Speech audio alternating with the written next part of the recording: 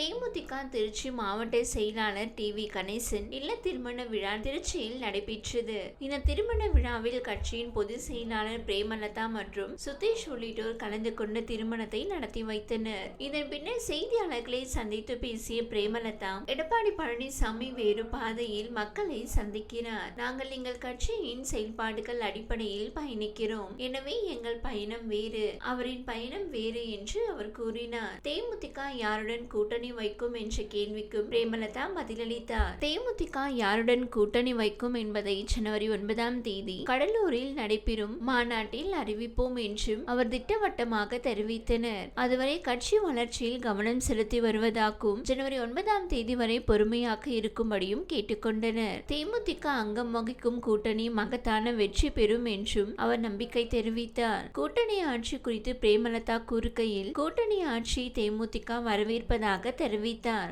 அதிகாரம் பகிர்ந்து அளிக்கப்படும் போது இன்னும் சிறப்பாக செயல்பட முடியும் என்றும் அவர் கூறினார். தமிழ்நாட்டில் கூட்டணி ஆட்சி அமைந்ததில்லை, அது செயல்படுத்தும் போதுதான் அதன் நிறை குறைகள் தெரியும் என்று அவர் கருத்து தெரிவித்தார். தேமுதிகவுடன் அனைத்து கட்சியினரும் நட்பாக பழகி வருவதாக பிரேமலதா கூறினார். ஆனால் கூட்டணி குறித்த முடிவை ஜனவரி 9 அறிவிப்போம் என்றும் அவர் மீண்டும் வலியுறுத்தினார். தேமுதிகவுடன் அனைத்து கட்சியினரும் நட்போடுதான் பழகி வருகிறார்கள். ஆனால் கூட்டணி என்கிற வார்த்தைக்குள் நாங்கள் செல்லவில்லை. ஜனவரி 9 தான் அதற்கான விடை தெரியும் என்று அவர் கூறினார். விஜயகாந்த் குறித்து பேசிய பிரேமலதா, எம்ஜிஆருக்கு பின் விஜயகாந்த் தான் மக்கள் தலைவர் என்பதை உலகம் ஏற்றுக்கொண்டுள்ளதாக தெரிவித்தார். எம்ஜிஆருக்கு பின் விஜயகாந்த் தான். அவர் குறித்த அரசியலுக்கு வருபவர்கள் யாரும் பேசாமல் இருக்க முடியாது. விஜயகாந்த் குறித்து புதிதாக கட்சி தொடங்குபவர்கள் கூட பேசுவது மகிழ்ச்சிதான் என்று அவர் குறிப்பிட்டார். சமீபத்தில் நடந்த தாவேகா மாநாடு குறித்து பிரேமலதா கருத்து தெரிவித்தார். மாநாட்டில் ஏற்பாடுகள் சிறப்பாக இருந்ததாகவும் குறைகளை மட்டுமே பார்க்க கூடாது என்றும் அவர் கூறினார். விஜய் ராம்பாக் சென்ற போது சிலர் ஆர்வத்தில் ஏறினர். அதை பவுன்சர்கள் கட்டுப்படுத்தினர். வேண்டுமென்று யாரும் தள்ளுவது கிடையாது.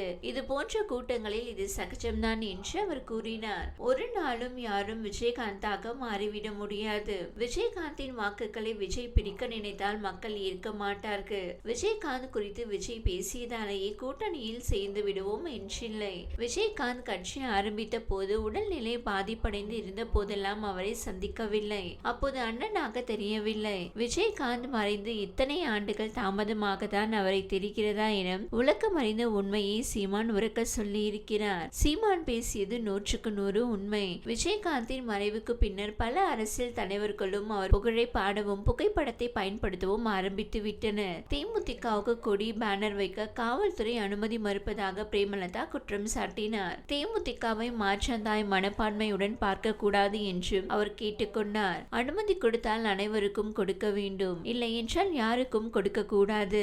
அரசு இதில் ஒரு நிலைப்பாட்டை எடுக்க வேண்டும் என்றும் அவர் வலியுறுத்தினார். திமுகவின் ஆட்சி குறித்து பிரேமலதா விமர்சனம் செய்தார். தேர்தலுக்கு முன் திமுக நிறைய வாக்குறுதிகளை கொடுத்தது. அதில் எத்தனை நிறைவேற்றப்பட்டுள்ளது என்பது மக்களின் கேள்வியாக உள்ளது என்றும் அவர் கூறினார். தற்போது திமுக செயல்படுத்தும் திட்டங்கள் தேர்தல் வாக்குறுதியில் கொடுத்தவையாம் அல்லது புதிய திட்டங்களா என்பதை பார்க்க வேண்டும். கொடுத்த வாக்குறுதிகளை நிறைவேற்றும் போதுதான் இந்த ஆட்சி மக்கள் சிறந்த ஆட்சியாக ஏற்றுக்கொள்வார்கள் என்றும் அவர் தெரிவித்தார். ரஜினிகாந்தின் திரைத்துறையில் 50வது ஆண்டுக்கு நான் தான் முதலில் வாழ்த்து கூறினேன். விஜயகாந்த் இருந்திருந்தால் அவர் விழாவை எடுத்திருப்பார். ரஜினிகாந்தின் கூலி படம் அவரை அனைத்து படங்களும் சிறப்பான வெற்றி பெற்றுள்ளது.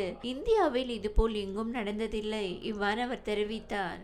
இந்த வீடியோ உங்களுக்கு பிடித்திருந்தால் லைக் செய்யுங்க. மேலும் இதுபோல் வீடியோ தொடர்ந்து பார்க்க நம்ம ஒரு சேனலை சப்ஸ்கிரைப் மற்றும் ஃபாலோ செய்யுங்க.